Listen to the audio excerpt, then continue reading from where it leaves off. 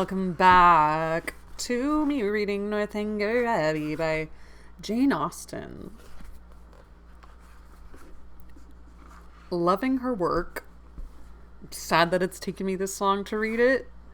Happy to be here reading these books. They're magical. We're on chapter 9 of volume 2 of Northanger Abbey. Hopefully I just had a really crazy, those people who think they're really good at accents and then it's actually really bad. But nobody has told me yet that it's bad, but I'm hoping that it's, passable. I'm just gonna keep going. Chapter 9. Catherine Morland has a wild imagination about this abbey where she be at, and Miss Tilney's kind of like, my mom's died, and they just went on a tour of the abbey, and there's these mysterious rooms that Captain Tilney didn't want them to go to, General Tilney didn't want them to go, and Catherine in her head did make up that Mrs. Tilney is actually alive and being kept prisoner in that area that they're not allowed to go to. And she was going to stay up and see if Mr. Tilney, because he said, yeah, you guys go to bed. I got a couple things to take care of while you guys are asleep. And she thought to herself, he's going to stay up and I'm going to catch him. I'm going to catch him holding his little candle going to where Mrs. Tilney is actually being kept prisoner and alive. And that's what she did make up in her head. And now I feel like that is kind of the premise of Jane Eyre. I don't know because I've never read Jane Eyre, but it makes me want to read Jane Eyre next. Because I feel like it's just going to be a really smooth transition into that novel. But let's finish this one first, huh? Chapter 9. The next day afforded no opportunity for the proposed examination of the mysterious apartments. It was Sunday, and the whole time between morning and afternoon service was required by the general in exercise abroad or eating cold meat at home, and great as was Catherine's curiosity, her courage was not equal to a wish of exploring them after dinner, either by the fading light of the sky between 6 and 7 o'clock, or by the yet more partial though stronger illumination of a treacherous lamp. The day was unmarked, therefore, by anything to interest her imagination beyond the sight of a very elegant monument to the memory of Mrs. Tilney, which immediately fronted the family pew.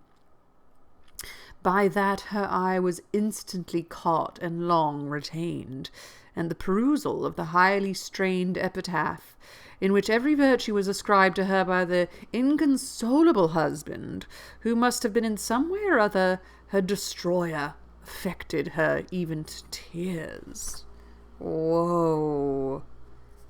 That the general, having erected such a monument, should be able to face it was not perhaps very strange, and yet that he could sit so boldly collected within its view, maintained so elevated an air, looked so fearless around, nay, that he should even enter the church, seemed wonderful to Catherine. Not, however, that many instances of beings equally hardened in guilt might not be produced. She could remember dozens who had preserved in every possible vice, going on from crime to crime, murdering whomsoever they choose, without any feeling of humanity or remorse, till a violent death or religious retirement closed their black career. The erection of the monument itself could not in the smallest degree after her doubts of Mrs. Tilney's actually decease. Were she even to descend into the family vault, where her ashes were supposed to slumber, were she to behold the coffin in which they were said to be enclosed, what could it avail in such a case? Catherine had read too much not to be perfectly aware of the ease with which a waxen figure might be introduced, and a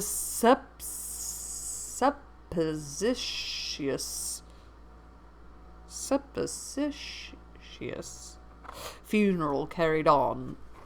Okay, there's something in the back on that, and I don't know how to pronounce that word, and I'm just going to go look at waxen figure is the secret Emily discovers behind the black veil, though in her agitation she takes it for a real decomposing body rather than what it was intended, a stern religious reminder of death in the mysteries of Udolpho. Wow. Everything has a connection back to that book. Wow, wow, wow, wow, wow, wow, wow. The succeeding.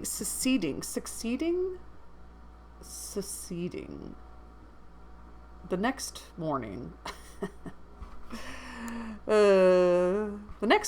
The succeeding morning promised something better. When is Henry gonna come back? That's all I want to know. The General's early walk, ill-timed as it was in every other view, was favourable here, and when she knew him to be out of the house, she directly proposed to Miss Tilney the accomplishment of her promise. Eleanor was ready to oblige her, and Catherine reminding her as they went of another promise. Their first visit, in consequence, was to the portrait in her bedchamber. It represented a very lovely woman, with a mild and pensive countenance, justifying so far the expectation of its new observer. But they were not in every respect answered, for Catherine had depended upon meeting with features, air, complexion that should be the very counterpart, the very image, if not of Henry's, of Eleanor's, the only portraits of which she had been in the habit of thinking, bearing always an equal resemblance of their mother and child.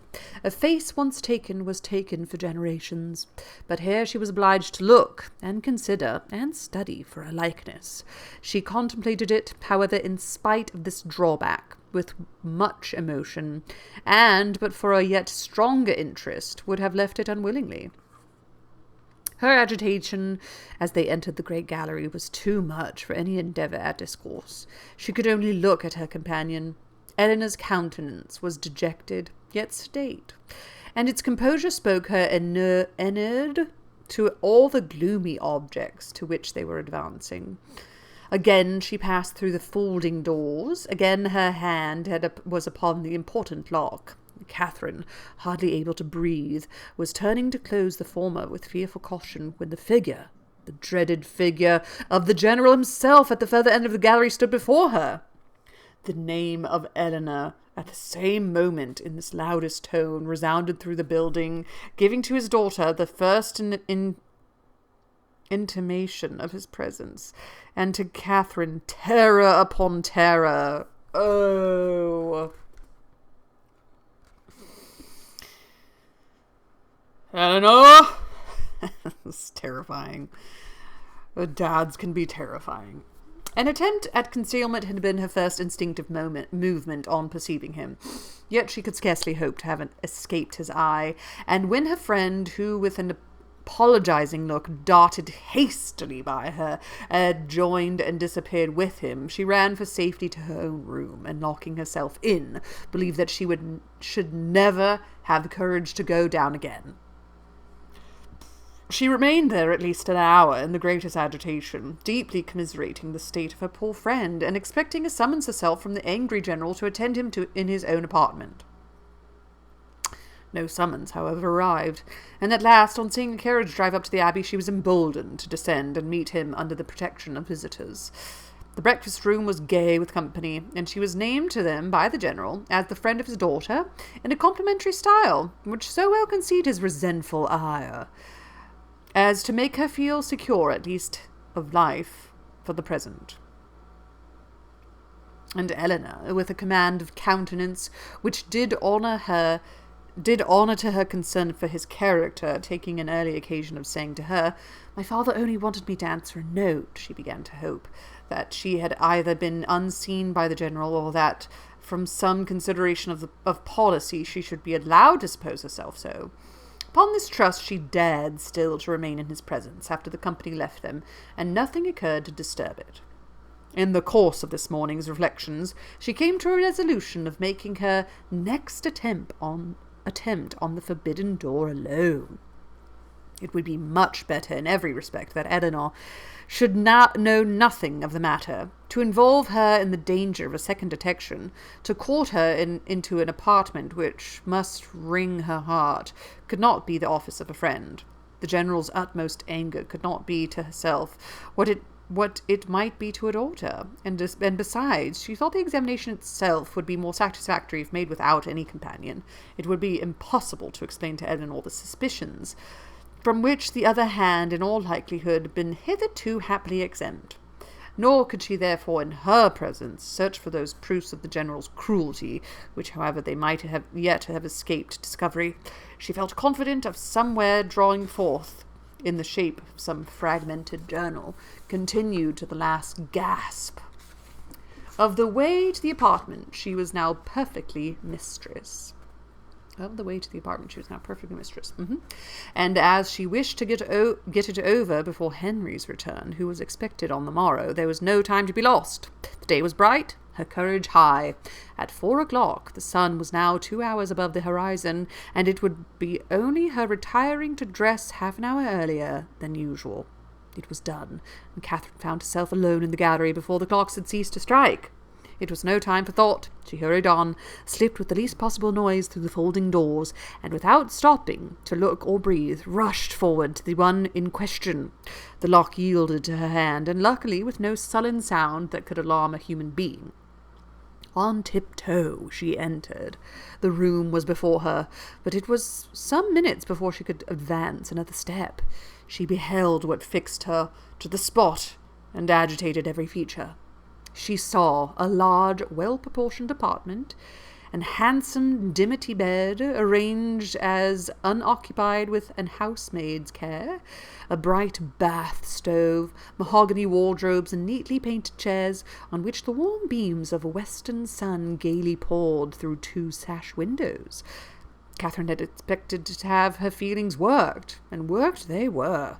Astonishment and doubt first seized them, and a shortly succeeding ray of common sense added some bitter emotions of shame. She could not be mistaken as to the room, but how grossly mistaken in everything else! In Miss Tilney's meaning and her own calculations. This apartment, to which she had given a date so ancient, a position so awful, proved to be one end of what the General's father had built. There were 2 other doors in the chamber, leading probably into dressing closets, but she had no inclination to open either. Would the veil in which Mrs. Tilney had last walked, or the volume in which she had last read, remain to tell what nothing else was allowed to whisper? No. Whatever might have been the General's crimes, he had certainly too much wit to let them sue for detection. She was sick of exploring, and desired to be safe in her own room, with her own heart only privy to its folly. And she was on the point of retreating as softly as she had entered, when the sound of footsteps, she could hardly tell where, made her pause and tremble. To be found there, even by a servant, would be unpleasant, but by the General, and he seemed always at hand when least wanted, much worse. She listened. The sound had ceased, and resolving not to lose a moment, she passed through and closed the door. At that instant a door underneath was hastily opened. Someone seemed with swift steps to ascend the stairs, by the head of which she had yet to pass before she could gain the gallery. She had no power to move. With a feeling of terror not very definable, she fixed her eyes on the staircase, and in a few moments it gave Henry to her view. "Mr. Tilney!" she exclaimed in a voice of more than common astonishment. He looked astonished too. "Good God!" she continued, not attending to his address. "How came you here? How came you up that staircase?" "How came I up that staircase?" he replied, greatly surprised. "Because it is nearest— oh, my God! It is my nearest way from the stable yard to my own chamber. And why should I not come up it?" Was she just in his chamber? Oh my God. Catherine recollected herself, blushed deeply, and could say no more. He seemed to be looking on her countenance for that explanation which her lips did not afford. She moved on towards the gallery. "And may I not, in my turn," said he, as he pushed back the folding doors, ask how you came here? This passage is at least as extraordinary a road from the breakfast parlour to your apartment as that staircase can be from the stables to mine.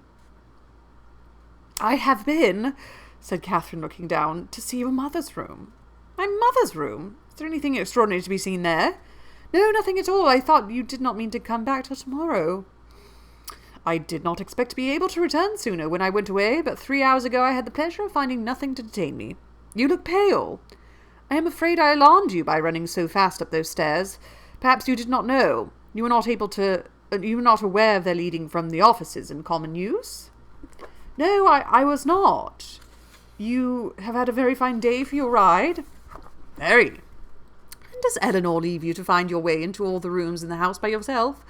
Oh, no, she showed me over the greatest part on Saturday, and we were coming here to these rooms, but only, dropping her voice, your father was with us. And that prevented you, said Harry, earnestly regarding her. Have you looked into all the rooms in that passage? No, I only wanted to see... Is not it very late? I must go and dress. It is only 4:15, showing his watch. Did they have watches back then? Was it like a pocket watch? He doesn't have a wristwatch on. What? And you are not now in Bath. No theatre, no rooms to prepare for. Half an hour at Northanger must be enough. She could not contradict it, and therefore suffered herself to be detained, though her dread of further questions made her, for the first time in their acquaintance, wish to leave him. They walked slowly up the gallery. Have you had any letter from Bath since I saw you? No, I am very much surprised. Isabella promised her faithfully to write directly. Promise so faithfully. A faithful promise. That puzzles me. I have heard of a faithful performance, but a faithful promise, the fidelity of promising. It is a power little worth knowing, however, since it can deceive and pain you. My mother's room is very commodious, is it not? Large and cheerful-looking, and the dressing-closets so well disposed. It always strikes me as the most comfortable apartment in the house, and I rather wonder that Eleanor should not take it for her own. She sent you to look at it, I suppose? No. It has been your own doing entirely. Catherine said nothing. After a short silence, during which he had closely observed her, he added, As there is nothing in the room in itself to raise curiosity, this must have proceeded from a sentiment of respect for my mother's character, as described by Eleanor, which does honour to her memory. The world, I believe, never saw a better woman. But it is not often that virtue can boast an interest such as this. The domestic, unpretending merits of a person never known do not often create that kind of fervent, venerating tenderness which would prompt a visit like yours. Eleanor, I suppose, has talked of her a great deal. Yes, a great deal. That is, no, not much, but what she did say was very interesting. Her dying so suddenly. Slowly and with hesitation it was spoken. And you, none of you being at home, and your father, I thought, perhaps had not been very fond of her. And from these circumstances, he replied, his quick eye fixed on hers, you infer perhaps the probability of some negligence, some... Involuntarily she shook her head. Or it may be of something still less pardonable? Wow, she did say that out loud to him. Oh my God. She raised her eyes toward him more fully than she had ever done before. My mother's illness, he continued, the seizure which ended in her death was sudden. The malady itself, one from which she had often suffered, a bilious fever, its cause therefore constitutional. On the third day, in short, as soon as she could be prevailed on, a physician attended her, a very respectable man, and one in whom she had always placed great confidence. Upon his opinion of her danger, 2 others were called in the next day, and remained in almost constant attendance for 24 hours. On the 5th day, she died. During the progress of her disorder, Frederick and I, we were both at home, saw her repeatedly, and from our own observations can bear witness to having received every possible attention which could spring from the affection of those about her, or which her situation in life could command. Poor Eleanor was absent, and at such a distance as to return only to see her mother in her coffin. But your father, said Catherine, was he afflicted? For a time, greatly so. You have erred in supposing him not attached to her. He loved her, I am persuaded, as well as it was possible for him to. We have not all, the same tenderness of disposition, and I will not pretend to say that while she lived, she might not often have had much to bear. But though his temper injured her, his judgment never did.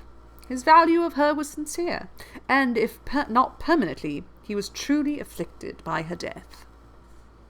I'm very glad of it, said Catherine. It would have been very shocking. You're glad of it, yikes.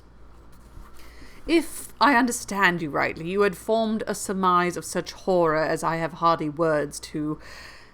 Dear Miss Morland, consider the dreadful nature of this suspicion you have entertained. What have you been judging from? Remembering the country and the age in which we live. Remember that we are English, that we are Christians. Consult your own understanding, your own sense of the probable, your own observations of what is passing around you. Does your education prepare us for such atrocities? Do our laws connive at them?